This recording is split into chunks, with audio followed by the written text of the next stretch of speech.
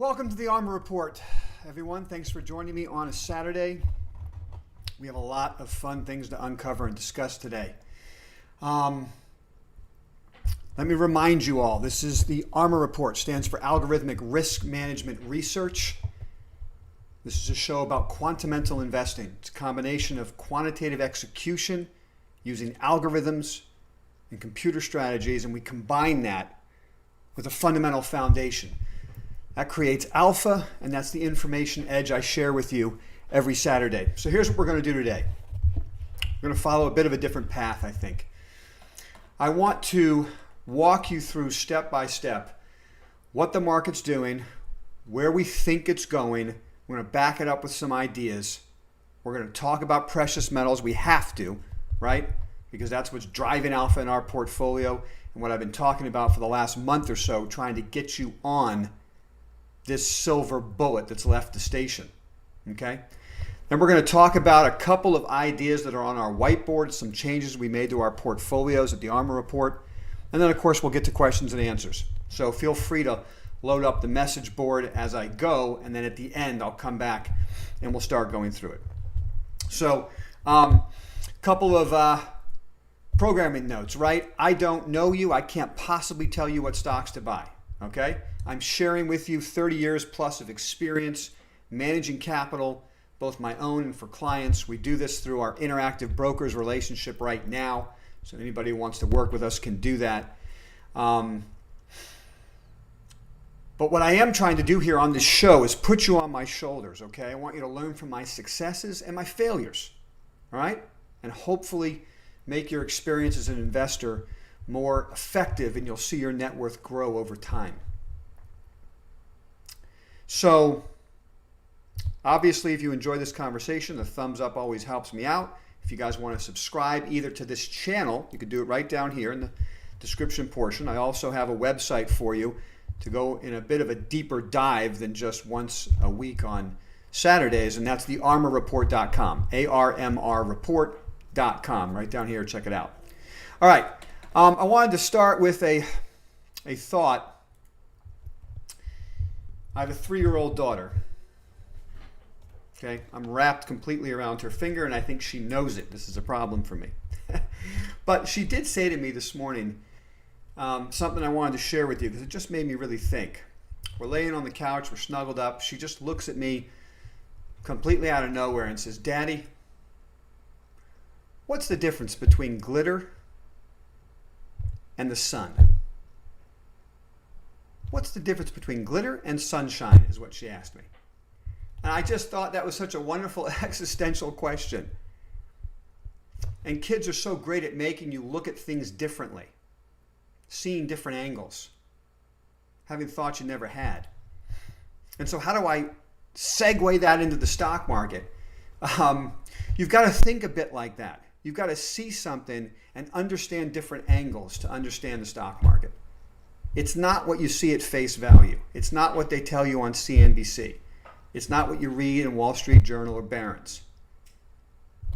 There's a slightly different angle you got to look at to understand what's happening. And I'm trying to help you do that here at the ARMR Report. I'm going to share another thought with you, and I really want you to think about this throughout the rest of the weekend before you manage capital on your own next week. I'm going to come at you with some more philosophy, okay? And it's going to be a Nietzsche quote. Here it is. You ready? I'm going to read it for you. Many are stubborn in pursuit of the path they have chosen. Few in pursuit of the goal. Many are stubborn in pursuit of the path they've chosen. Few in pursuit of the goal. I read this to you because I want you to think about this. I've talked to a lot of guys in the Slack room, so we have an all ARMR Insiders subscribers are part of a live trading desk all day with me, and we share ideas and thoughts. And a lot of questions have to do sometimes, and when I talk to clients and I speak to people I'm managing money for, they bring up questions of long-term investments. This is a long-term hold. And I say to them, how do you know it's a long-term hold? How do you know? The market doesn't care what you think. Okay?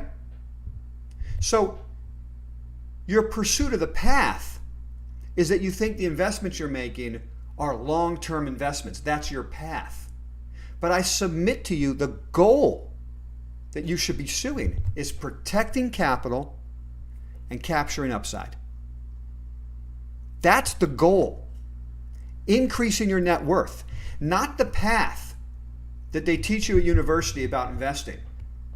Diversification, build a long-term portfolio, right? All these things, these hackneyed phrases they tell you about how to run money. Buy and hold. Those are pathways. But what you should be focused on is the pursuit of the goal, which is increasing your net worth and protecting your net worth. That's what we're trying to do here, the ARMR report. All right. I wanted to start off by taking a look, as usual, at the S&P. All right. Well, that's not the S&P, but I'm going to share it with you right now. Okay. I'm just going to walk you through a series of charts to answer the question that I posed at the top of this description of whether or not the market is taking a break and rolling over, or if it's going to continue higher. Right? That's the real question. Why are you guys here on a Saturday listening to me? You want to know where the market's going next. Okay? Okay, first of all, I don't know where the market's going next. I'll be the first to tell you that. So what I try to do is use intermarket relationships. I use chart patterns. We use algorithms to tell us what's happening next from the standpoint of probabilities. We recognize that we don't know what's happening next. We recognize this is a question of probability and statistics. Let's get on the right side of it. And if we recognize that probability, even if we're right 7 out of 10 times, we're going to lose money 3 out of 10. So the key is to identify those 3 losses immediately and protect capital so that we can reload and put money back to work at the next high probability entry point. Okay? So how do we do this? First, we look at the S&P and we use our algorithms on the top 7 indexes.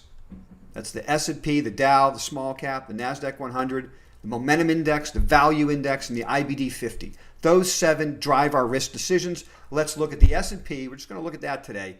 It's the biggest index, the broadest index, helps us see where the market's going. Whoops. Sorry, guys. There. Okay? Now, what we have here is a risk on buy signal right in here, okay, where the green arrow starts. That was on the 29th. I told you all this during that Saturday meeting, that we were getting long the market in an aggressive way, and we do it for 5 trading days. There's a 5-day window to put money to work. Boom, boom, boom. And in fact, 1, 2, 3, 4, all 5 days it was straight up. That's usually very bullish. Okay, now the market has been meandering higher, grinding higher, following the bottom trend line of this Andrews fork. Okay, so until this trend line is broken, until we go below the moving averages, the trend is our friend and we assume the market's going higher. We don't preempt, we don't get afraid and dump everything because the market has a couple down days. The risk monitor turned yellow right here on the 7th, which means we're not adding any new capital.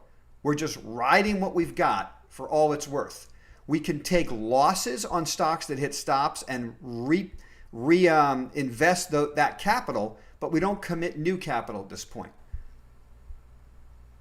Okay, so there's the trend line, and really there's nothing to see here. This is just a market that's going up with leadership that may be rotating, and I'll get to that a little bit later in the show. I'm going to show you some chart patterns that look very compelling and are different than the disruptive growth stocks that have been leading. And so perhaps there's a broadening out of the market coming. So the next step I want to look at for where the market could be going. So just to wrap up here, right? Guys, we're in an uptrend. Nothing has changed in that uptrend. Backing and filling during the week is a healthy thing. Rotation out of some leaders into other names is a healthy part of a bull market. And so we have to wait to see how the market reacts next week. If it takes us out of stops, we raise cash. If it accelerates higher, we keep making a lot of money. That's all. This is an unemotional decision. But let's get a look to see if there's any guide to what may happen next. Well, I like to look at VIX, and I like to thank again, I haven't looked at VIX in a long time, but an ARMR Insider during the Slack chat, and again, during the day, all ARMR Insiders are logged into the Slack chat, and we're discussing what's going on the trading desk live as it happens. And so we began talking about the VIX, which for the longest time never did anything for me. But there have been some interesting developments in VIX, and so I've begun to follow it and in fact trade it. So we made money long VIX last week. I made money long VIX calls last week. Okay, and I used that as a hedge for the rest of the portfolio. But I digress. The point here I wanted to make is VIX is in a downtrend, and I want to look at the weekly chart for a minute. Okay, so VIX went below the low of this week. Right here, this big spike up was the week that the Fed, the last Fed meeting where the market just imploded after the Fed meeting, right? And then immediately found support and ripped higher. Okay, but that week was a huge up week for VIX. So as you could see in candlestick charting, this is what we would call a meeting bars. Almost identical close to the prior week and open to the next week, and it reverses. Okay, so if you close below this level, that would be very bearish for VIX, very bullish for the market. So we plumbed the lows but closed higher, and I'm very curious to see where this thing turns next week. If we take out these lows, that would suggest equity prices are going higher. So taking a look now at the weekly chart, that's kind of messy because of all my, so let's go back to the daily. Okay, so based on VIX, if VIX takes out the lows, you would expect the S&P to be taking out the highs of the 8th. Okay, so we took out the highs of the 8th and we came back just like the VIX did. So let's watch those two and watch the interplay. Now, let's take a look at UUP. This is incredibly important. I think if you're not thinking about intermarket relationships, you're missing a picture here. Okay, this is a major head and shoulders breakdown. Okay, the neckline is right here on the US dollar. Maybe we'll change it red. Okay. You have a shoulder, a head, another shoulder, and a major breakdown. There's no way to pretend this isn't happening now. The US dollar is losing value against a basket of currencies. Now, why is this important? Okay, there's intermarket relationship out there that's important for all investors to understand. I don't care what the CPI number is. I don't care what the government tells you about whether or not there's inflation. The US dollar is breaking down. Inflation is a monetary event. It's not an economic event. It's a monetary event. We have record low interest rates. We have, I think we saw this week, futures players are starting to price in negative interest rates. We'll get to the bond market in a minute, just going straight through the roof. Corporate bonds, okay? The US dollar is breaking down because of massive intervention from the Fed and massive stimulus packages. So as a student of the market, I'm going to share with you that if you go back through time and look at periods where countries had currencies that were in decline, asset prices were in a remarkable advance. And it's not hard to understand why. If you hold your dollars in a savings account collecting zero interest, and the value, the buying power of those dollars is going down, you logically take money out of that zero interest rate savings account and start buying hard assets. You buy equities. You buy gold and silver. You buy real estate. People are buying boats like crazy right now. Okay? So this is a big picture conversation. It doesn't mean the market can't break down next week. It certainly can. It certainly can. We'll go to cash. We'll look for the next entry. Okay? But from a big picture standpoint, take a look at this chart again. The US dollar is breaking down. What are you doing with your assets that are sitting collecting zero interest rates as the price of the currency you're holding is breaking down? Okay? That's going to be an underpinning for the stock market if that continues. All right, now let's just go look at junk bonds for one last piece to the puzzle. First of all, this is the index that the Fed is buying. Okay? This is not normal behavior, by the way. This is like walking straight up. This is corporate bonds that are just walking straight up because everybody knows the Fed's buying corporate bonds. So corporate bonds are making all-time new highs. It's not hard to understand why equities will probably follow. Now look. I'm sharing with you my opinion of what I think the market's doing. I don't know what the market's going to do next week. The whole thing could break down next week, and I will be raising cash. Okay? Become an ARMR Insider. Join me in the Slack room. You'll find out what I'm doing while it's happening during the week. So I'm sharing with you on the weekends what I think's happening. Then we read and react during the week.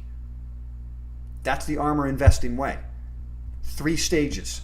Build the whiteboard of our fundamental ideas, right? Use algorithms to execute. The second stage is execution. And the third is risk management. We use raised stops and trailed stops so that my narrative, my ego, doesn't get in the way of protecting my capital.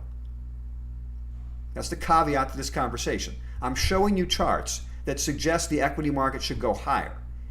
If that doesn't happen, it won't mean I'm sitting there holding the bag. And neither should you be. We got to use our stops to protect us. Going back to this picture though. Bond market. Corporate bonds just melting up. And now here's the last piece to the puzzle for me.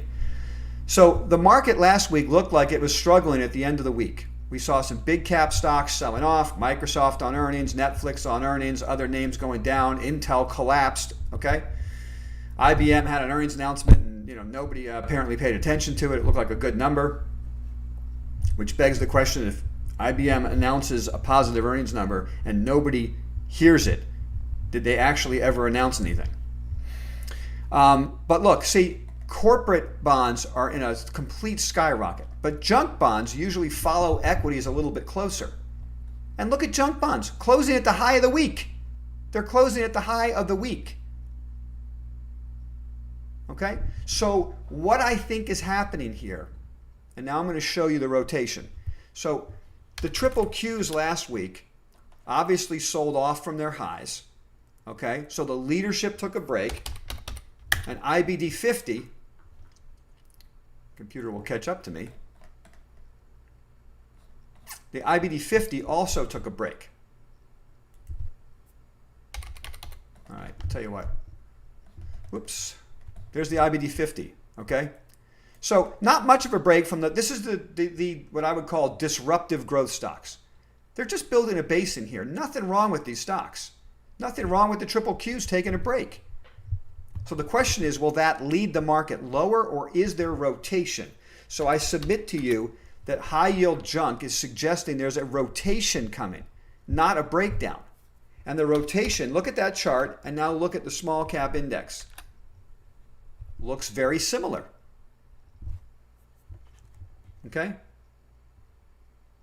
The value index. Not so good, but kind of similar. But clearly, HYG is leading. Okay? So that wraps up my thought now on market direction. Okay? Let me skip over to precious metals, and then we're going to get to a couple of stock charts. I'm just going to share with you stocks that I think are moving. What the heck? Why don't we do that right now, and then we'll finish on precious metals. Okay? So look at the rotation we see. Netflix announces earnings. stock sells off, right? Microsoft announces earnings. Stock sells off. Okay? We're not even going to look at Intel because that's not really a leader to begin with. But where's the money rotating to? Thanks to Miguel and ARMR Insider, put us onto this idea right here at the end of the day Friday. Look at this cup and handle base on target. Okay? Looks like it's about to break out. Right? Look at the explosion in AMD. Beautiful cup and handle base explosion. And of course, part of that is at the expense of Intel, which had a negative announcement.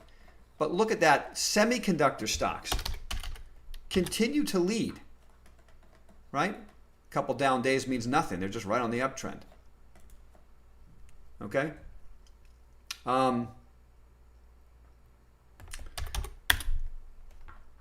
Micron making a nice pennant formation. You know, down on Friday, that's okay. Nice pennant formation.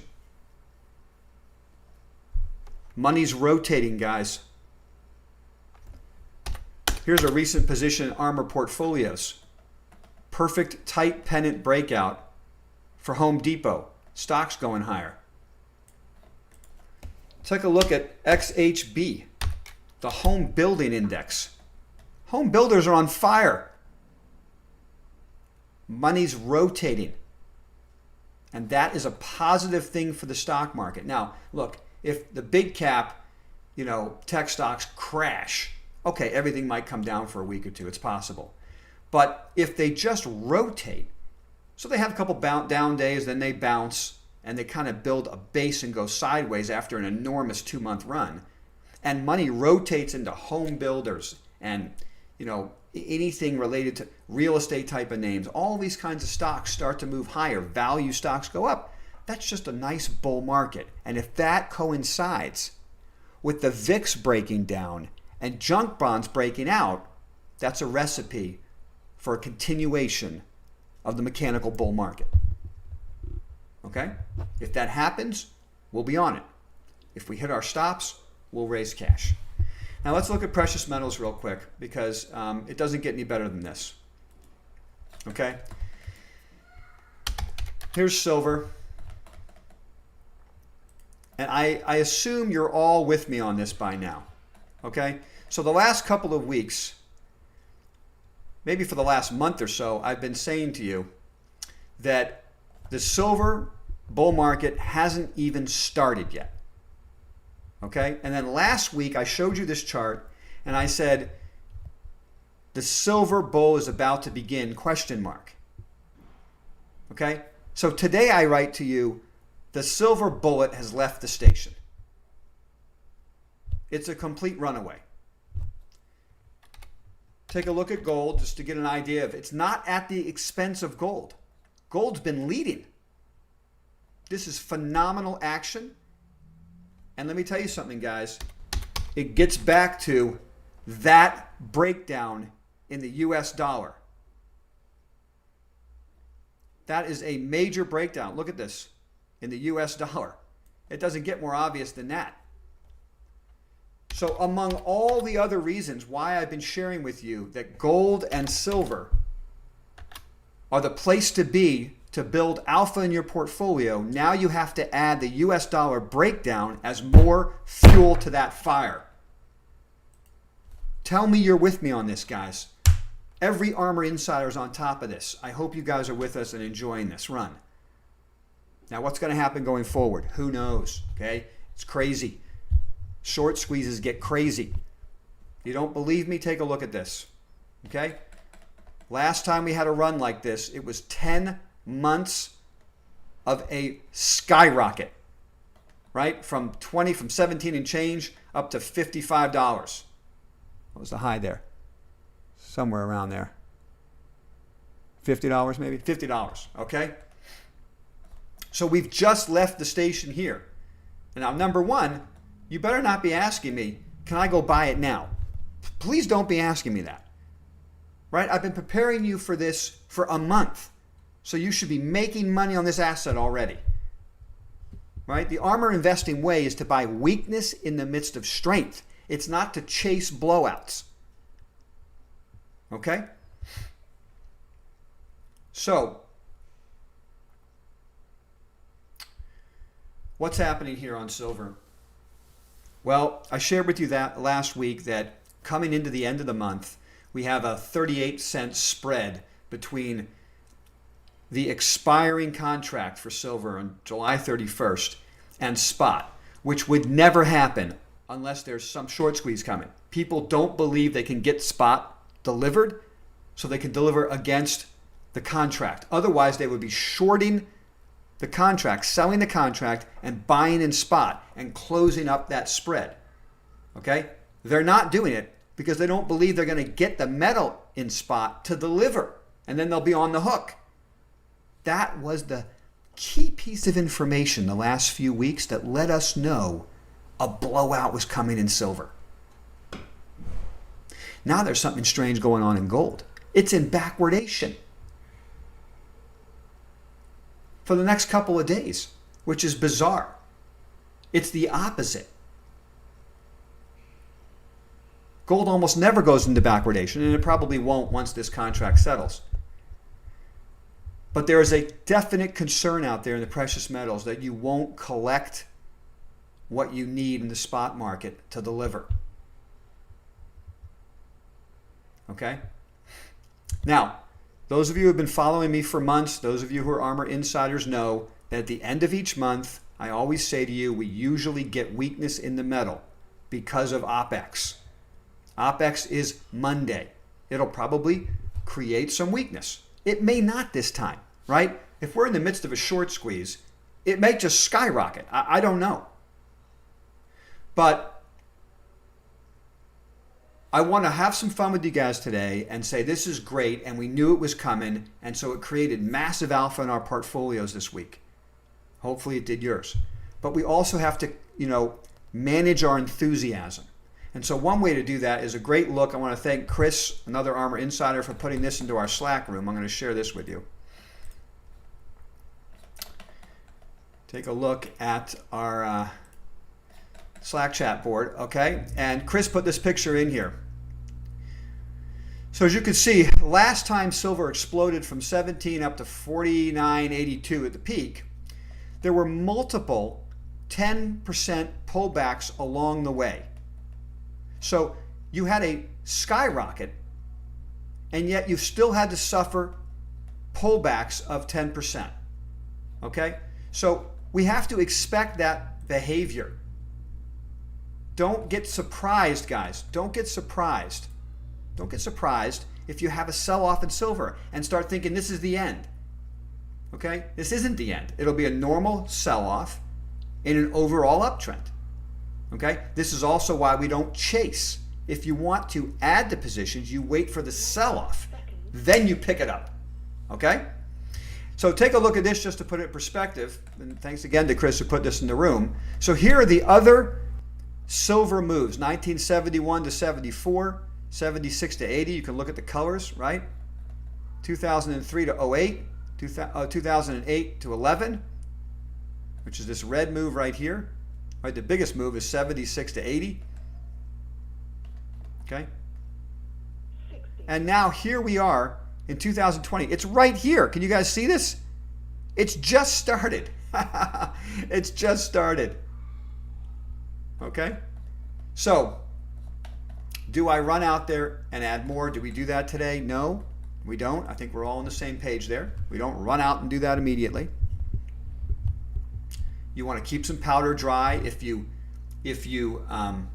have not invested in silver yet, I'm not sure why if you've been watching this channel, but perhaps you're new, then I say you don't chase it. What you do is you wait for that pullback of 5 to 10%, and that's where you take your shot. In the meantime, if you have large exposure like we do right now, ARMR portfolios, how do you create alpha? You find the right group, and you take a nice large exposure to that group. Okay, so anywhere between 35 and 45% of ARMR portfolios are long precious metals. Right, so it's just driving our performance along with all the other things we're doing. Okay, so what we might do is trade around the core.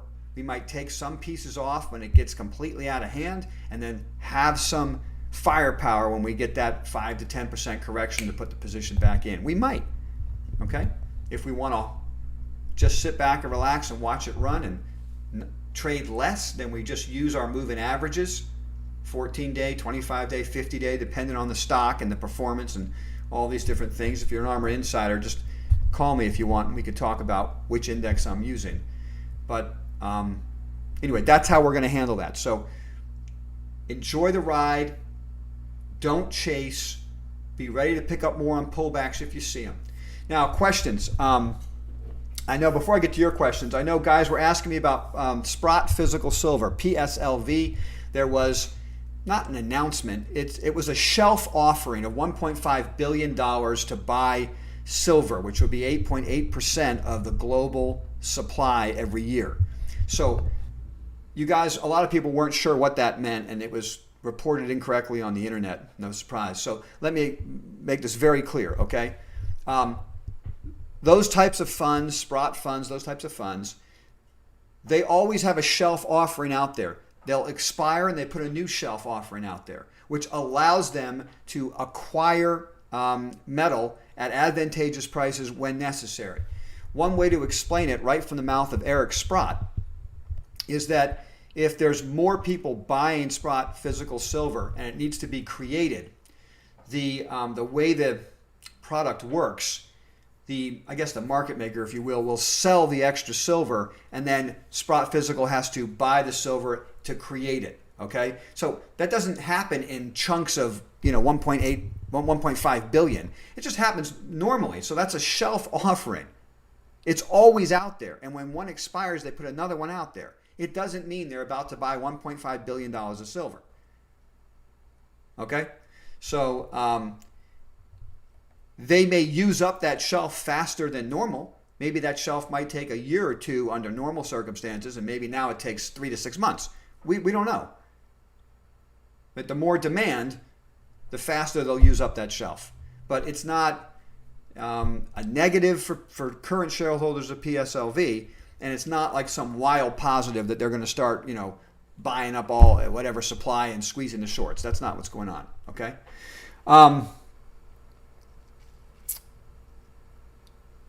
Let's see. A couple of thoughts also on this bull market in gold and silver. We're seeing the London fixes having sequentially higher fixes, which is not normally the case. So we believe what we're seeing here in precious metals is a shift from a paper-driven market that has been manipulating the metals for over a decade to a physical market, okay, where paper becomes more and more irrelevant as people realize the paper doesn't have real assets behind it.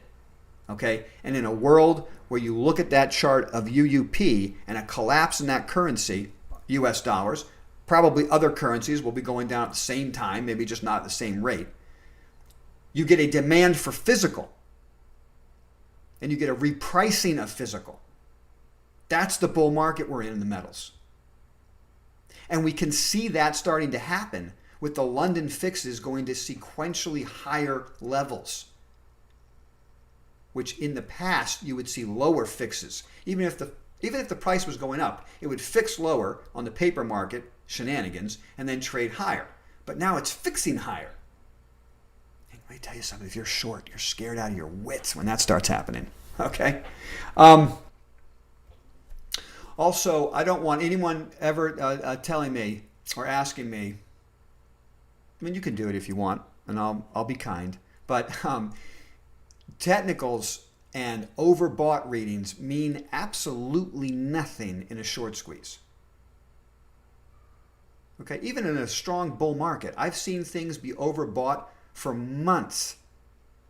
Okay, so don't worry about the guy, on YouTube talking about a top in the metals markets because they're overbought. That guy's been saying that for a couple months, and he's getting blown out of his positions if he's short. So, look, I don't, and quite frankly, I don't ever use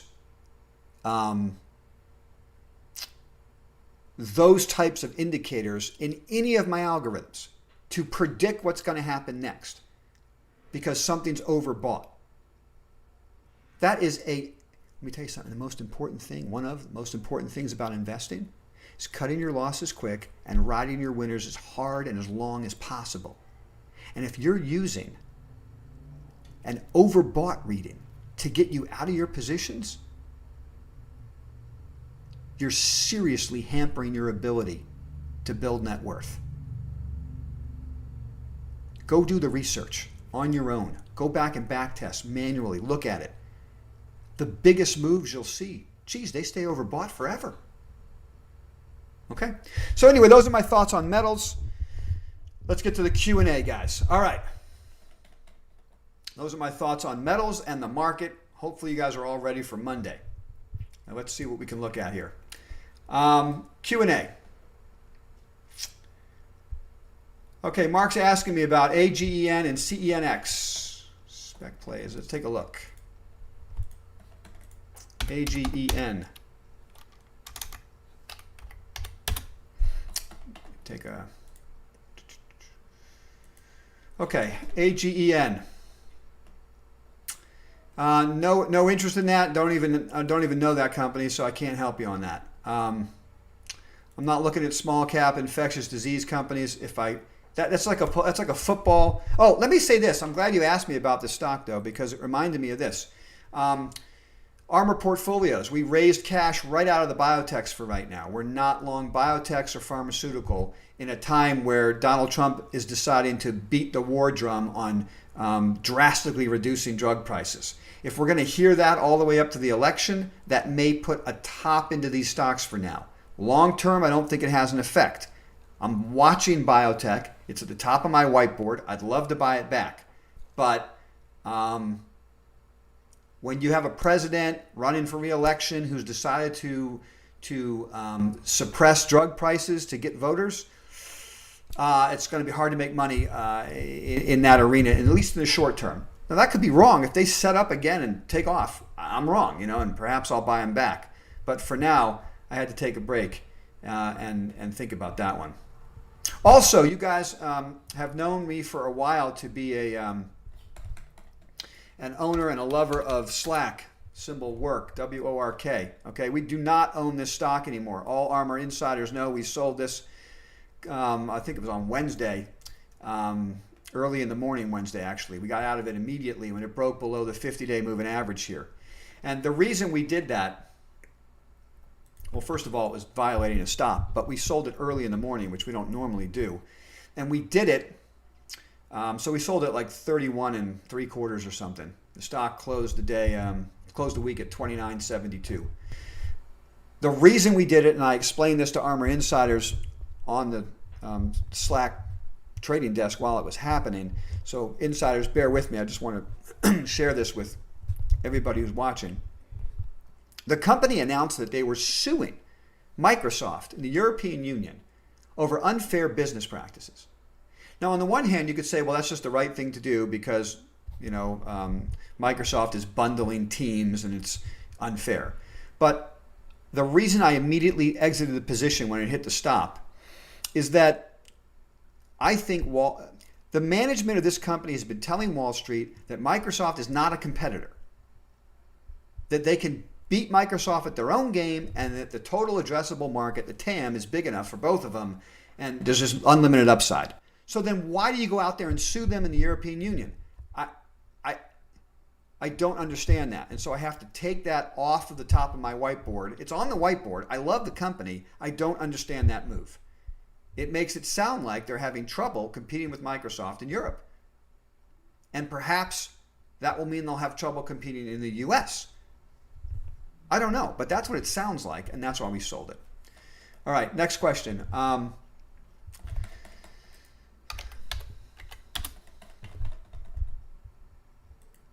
Oops. CENX. Nothing for you there. Aluminum wire, nothing for you. Wire and cable. Can't help you on that one, my friend. Century Aluminum. All right. I mean, I guess what you could say to me is the relative strength's 95 and it's breaking out of a tight pennant after a huge downtrend. And if commodities are going up, do we want to own aluminum? Maybe. You could argue that. You could argue that. For my money, I'd rather own silver and gold, so it's an opportunity cost of money. I mean, how much money do I want to have in a metal? I'd even rather own palladium and platinum. Sprott Physical, palladium and platinum. Look at that thing break out. I just don't have the money for it. But I mean, palladium and platinum is going through the roof. So maybe CENX will work. Maybe it's not a bad idea. Okay, so Mark Anderson, work at current price. All right, so I just answered that question, Mark. I just answered your question on work. Out of the stock, don't own it, not going to be buying it here. Don't know why they made that announcement. Mr. Vogel, Brett, have you ever had a losing year? If so, when? Best year, average year? Clarence, I mean, come on, man. Everybody loses money, you know. I'm not going to rattle off my years for you. Everybody's different, you know. Truth be told, this year is probably the best, if not one of the best years of my career. Okay? So some years the market gives you an opportunity to outperform. Other years it was just passive investing and it was hard to beat the market average, right? So over a blended, you know, view over a long period of time, if we follow these strategies, net worth increases and we protect capital during downturns, and that's how you manage money. So how much I'm up or down, I mean, you know, I'm up a lot this year, right? I mean, I took huge positions at the bottom of the market, right? We went to 100% cash at the top of the market. That's not going to happen every year, right? So you have to get while the getting's good, and then you have to manage the success and protect capital in years where you got to do that. Okay? So it's a great question to ask me, because success in the market is a function of the market you're given. If you're in a massive bear market that lasts for 9 months, I'm going to be holding cash a lot of that period. So my relative outperformance is going to be big. Let's just look at the February-March time period. We dropped about 5% off the highs, and the market was down like 30 or 40%. So alpha was enormous for us, but we were still down 5% off the highs. Now, what if the market never rallied and just sat there the rest of the year? Well, I would be down 5% maybe off the high, but dramatically outperforming the averages. And then whenever the market turned, we'd be long for the move that we're getting. As it just so happens, this year, it happened in like a microcosm, a collapse in 2 months and a rip higher in 2 months. And so it's made for an enormous year. But anybody tells you they don't have bad years or shows you an uptrend that's like this in the stock market is lying to you. The key is to limit those, quote, bad years and look at them from an angle of alpha, right? So if you're only up 3% for the year, but the market's down 6%, guess what? You had a good alpha year. All right. Hello, Jets. New York Jets. Hello, Brett. Okay. Shorting the market for a hedge. Would it be a hedge for when gold and silver miners fall if the market rolls over? Okay, that's a great question. Would shorting the market be a hedge? Would shorting the market be a hedge for gold and silver? I'm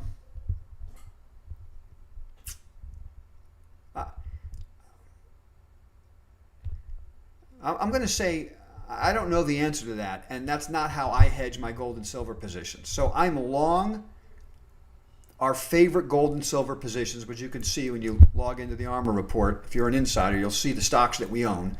So we're long what we think are the top tier best names with the best reserves in the best parts of the world. And we short GDX throughout the week to hedge risk. In fact, we had a big week this week shorting GDX. Believe it or not. We actually had a big week this week shorting GDX. We had one big day, right? So we shorted it like maybe 3 of the 5 days this week. We were short for an hour or so during the day. And one of those 3 days was a huge success. which we book the profits on, and then these things close higher at the end of the week. So if you want to hedge precious metals miners, you hedge by shorting GDX or going long DUST, dust. But it's not easy to do that, my friend. It's not easy. It requires massive discipline and impeccable timing. Okay? So I would not recommend it to most people watching this show. Shorting. Hi, Brett. Southeastern 99. Is cannabis still... Is it waking up? Cannabis, you know. The bane of my existence. I really thought they were going to start running, particularly if small caps go higher. But, you know, not the best week in these names. Whoops, I keep doing that. There, I mean, there's canopy growth, can't get above the 50-day moving average. You know, so just hibernating. 16 days to its next earnings announcement. I guess that's going to be the key. I think we're going to have to hold this thing through earnings to see what happens. And if it's a bad number, it gets wrecked again. But if they're able to say they're turning the corner in any way, the stock goes up. You know, so it's going to end up being a gamble, I think. Afria continues to be my favorite name in this space. As you can see, it's dramatically outperforming, and in 4 days it announces earnings. So we're going to start to get a picture. If Afria's number is good, after having good number the last time, you know, this thing might start moving higher. We'll see. And of course, Kronos is lagging behind in third place, getting nowhere. Okay? I know Organogram had a god-awful quarter, so it doesn't bode well for the rest of the guys. But even that stock is not going much lower. So from a risk-reward standpoint, it seems like the risk-reward's right to own the names. But please understand, you're taking risk when you're going into earnings. You know, and for some investors who don't want that risk, there's nothing wrong with not owning these stocks until they respond positively to earnings. I don't care if you pay 20% up for it. If the company says, we just blew out the number and things look great going forward, these stocks will start going up and they'll go into an uptrend that lasts for a long time. So you don't have to sit down here, you know, trying to figure out when the heartbeat is going to start, you know, popping up on the screen again. So depending on the type of investor you are, you could take some risk in front of earnings because it looks like these stocks don't suffer that much when the number's terrible, which means if they ever come out with a decent announcement, the stock should run. But if you want to be conservative, you just stay out of this game until you start to see good numbers, because there will be so much upside for a long period of time. You don't have to be the first one there. That's my thought.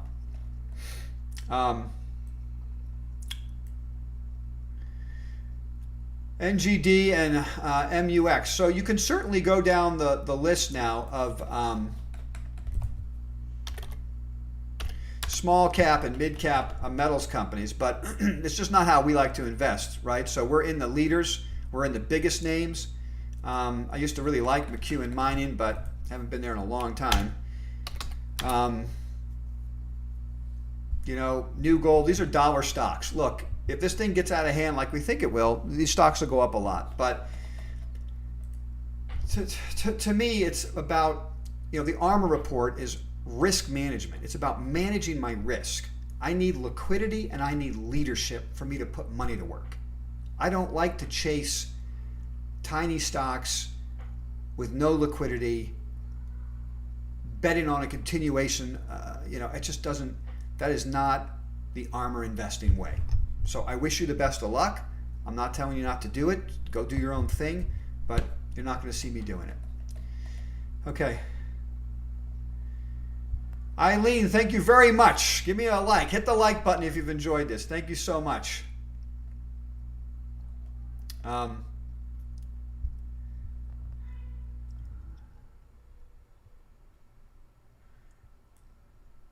the PM train. Why is that hidden? Let's see. What about BNGO? Oops, BNGO. I can't help you there. I don't work on these tiny micro stocks. Good luck with that one. Is NAK a call? Okay, NAK. I'll take a look at that one. Northern Dynasty. All right. It goes in the same category as McEwen and New Gold. I'm just not messing with these small names, guys. I'm not saying you can't do it. It's just not for me. Tech Monkey. Morning, Brett. Thank you for clearing up the PSLV question. You're welcome, and thank you for bringing it to my attention. I didn't even see it, so I was glad you asked me that question. Anyway, guys, if I don't get to all these questions or you think about something during the week, you can always come back to this video and write a question in. I'm checking it constantly, and I'm answering them. So that's exactly what Tech Monkey did this week. He put a question into I think it was last Saturday's video, and asked me the question. I could do research on it and cover it at this meeting. Rob says, amen, LOL. Not sure what that was for, but I'm with you. All right, thoughts on SIL and GROW.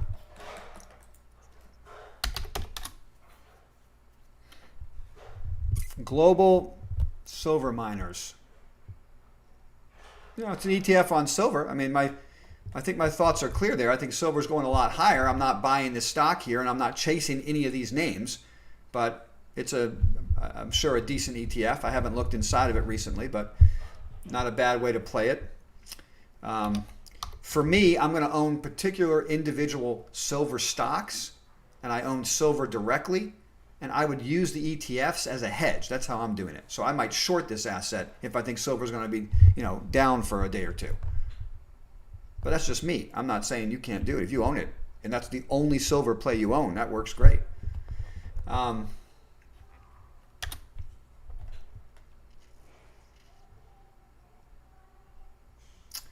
don't have anything for you on U.S. global investors.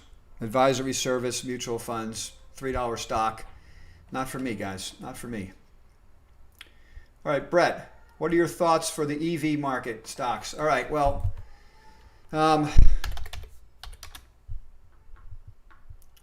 oops.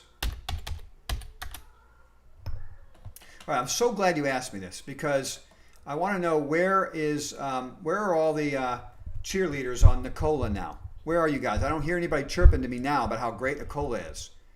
Okay, I wouldn't buy it before and I wouldn't own it now. All right, Tesla is lightning in a bottle, and I don't think you catch lightning in a bottle twice. And I think the CEO of Nikola is a joke. That's just my opinion on an impression. All right, now there's other ones. There's other names that we could take a look at. I mean, I think Tesla itself. If I had the ability, I don't know, man. I don't know. I looked at this the other day and I thought to myself, oh my God, I should be buying puts on this asset. I just don't understand how Tesla stock is trading at this level, and this looks like a classic top that's been put in. Massive doji stone, huge reversal days, all on volume. So my guess is these stocks, if they're all following, if EVs are following Tesla, then they're all going to retrench. And we'll have to look at them again after they have a sell-off back to the 50-day, and then maybe it's something worth investing in. But I'm not chasing these stocks now. PLM. Nope, not on my radar. Nothing small like that. What do I think of AMC? Tech Monkey, AMC.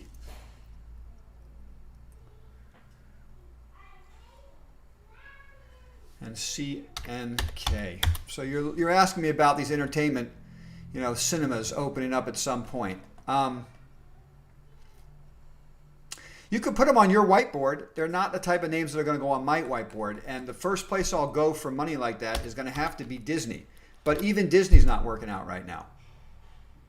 So, the leadership will be Disney. It's in the Dow. The Dow's going up. That'll drag up Disney if there's any reason for Disney to go up. And if we can make money on Disney, then maybe you could start searching those other smaller names. But I wouldn't mess with them here. Okay. I've answered the question on Afria. I think it's the best company. We'll see what their earnings report is.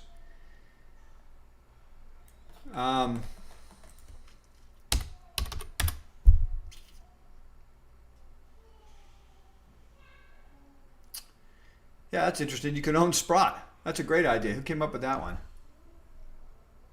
Jason Roberts, SII, is the Sprott funds. I mean, we own all the Sprott funds, so that's not a bad idea, right? Look at that chart.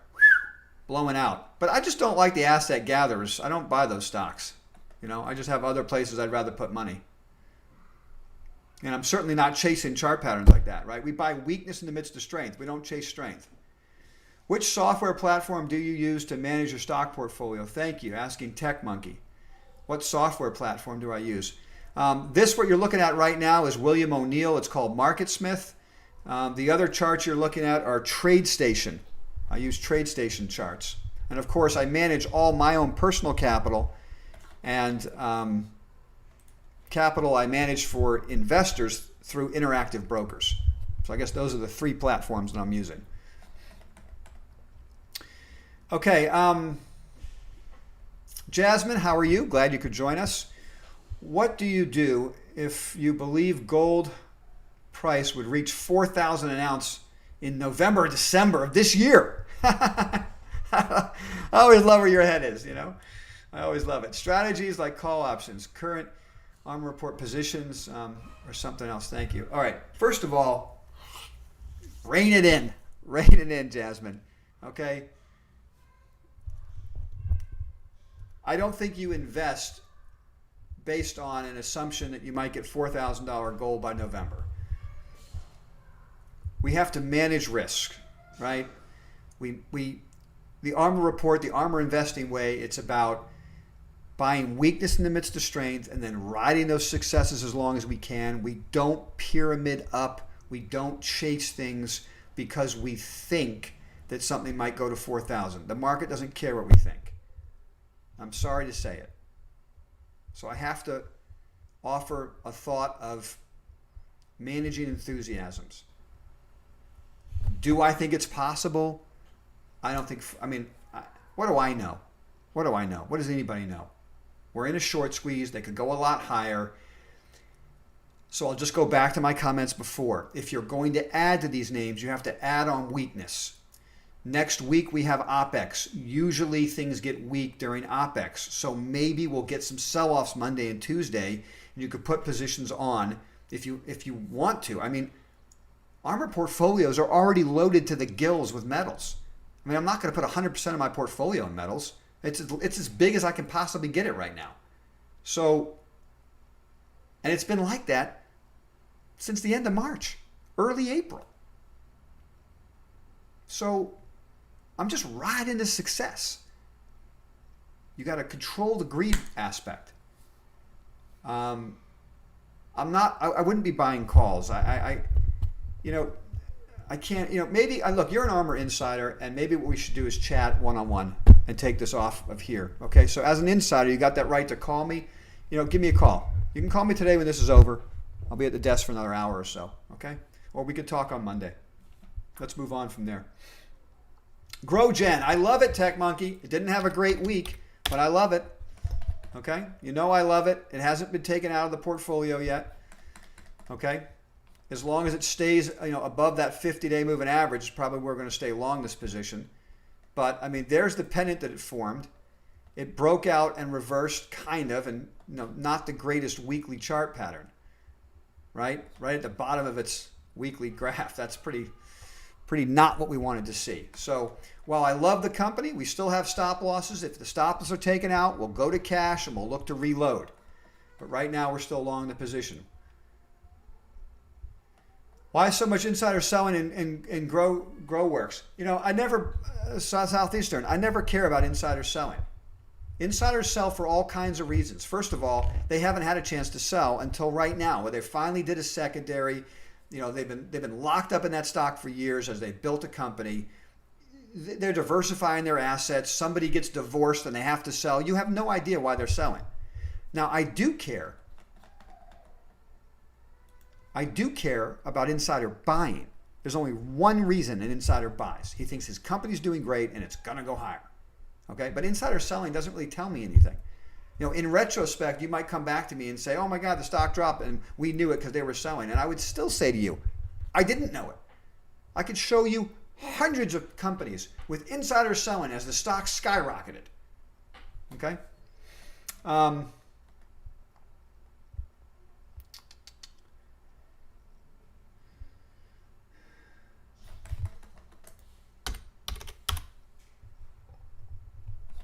Yeah, I answered you. SII, Sprott. William Davies, Sprott, SII. Looks good to me. All right. Oh, I said thanks. Okay. Last couple questions, guys. I know it's against the ARMR way, but I still have a good research about EOG, AG, and HMY. Good. IDOC, look, man, go own the stocks you want to own. Okay? But my only point about the ARMR Insider way is you should have bought them 2 months ago. You should have bought them a month ago. You should have bought them 2 weeks ago when I was telling you a short squeeze is coming. Hopefully you did. And those names will be fine. Those names will work. Right? I wouldn't run out there and chase it now. All right, what are your thoughts on Oh yeah. Limelight Tech. Yeah, Daniel, I looked into that company. There was actually an ARMR Insider who was asking me that question last week. Well, they just did the secondary. So on the one hand, I like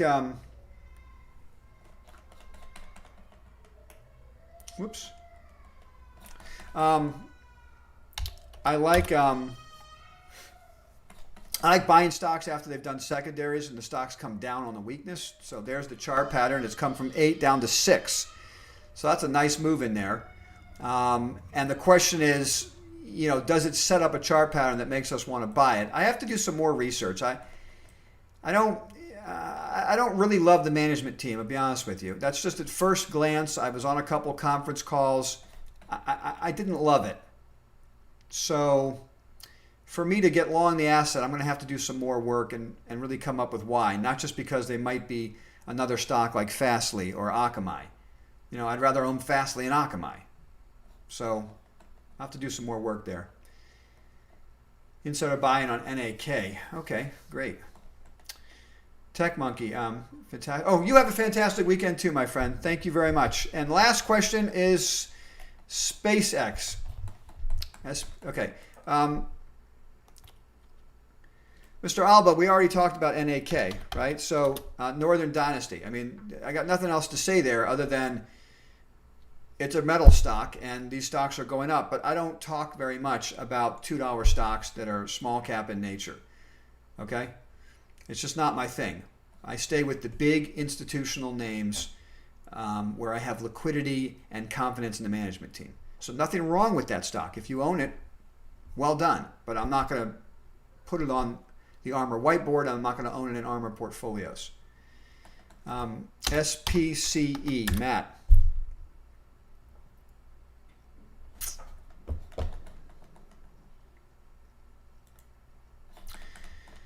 SPCE, I don't know, guys. I just can't get behind the whole space travel thing. It just seems like, look, guys, I buy companies. I put companies on my whiteboard that have high margin businesses, high barrier to entry, businesses I can understand the business model that I have confidence in. I don't like to put things on my whiteboard that are more, what's the word I'm looking for? Concept stocks. Now, look, you can make a lot of money in concept stocks. I just don't invest in them. Big mistake. I should have bought Tesla years ago. I thought it was a concept stock. So I make mistakes, right? I make mistakes, and this thing could go through the roof for all I know. But it just doesn't fit what I'm comfortable investing in. Okay? So that's my thought there. And please don't let me keep you out of it. If it's something that you like, the chart looks great, it's had a nice consolidation, it's trying to break out again. It's just not my thing. AAXN. All right, AAXN. What time have we got here? We're kind of done. All right, AAXN. This will be the last one. I've looked at this before. There was a lot of hype around this when we started out with all this political unrest around the country because these guys make body cameras for police. But at the same time, you're dealing with the cross current of police being defunded. So it's going to be hard to see a lot of police stations and a lot of municipalities spending a lot of money on technology if they're being defunded, right? Which is just an example of how stupid it is to defund police. The stupidity of that movement. Don't even get me started on it, okay? But when it comes to AAXN, there's a company where you'd want the police forces to change. You want them to evolve. You want them to understand their community, right? I'm all for that. And one way you'd want to do it is to use body cameras like this, right? And to use tasers more instead of guns, right? That would all be great. But if you're going through a process where cities are defunding police, how are they going to spend money on this tech?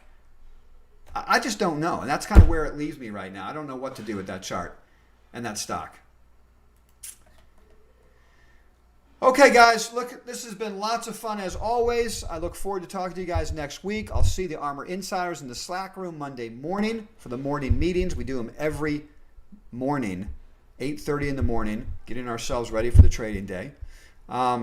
If you have interest in being part of that, don't forget you can subscribe right down here, become an ARMR Insider, and start being part of those morning meetings on Slack. And I'll probably be out there on Wednesday chatting with you guys again, doing an ARMR education video. Not sure what I'm going to do yet. If you have questions you want me to answer about investing for an ARMR education video, fill up the comment board right down here when this show is over, okay? And I'll check it throughout the next couple days, and maybe one of those topics I'll use to talk about. All right, guys, have a great weekend.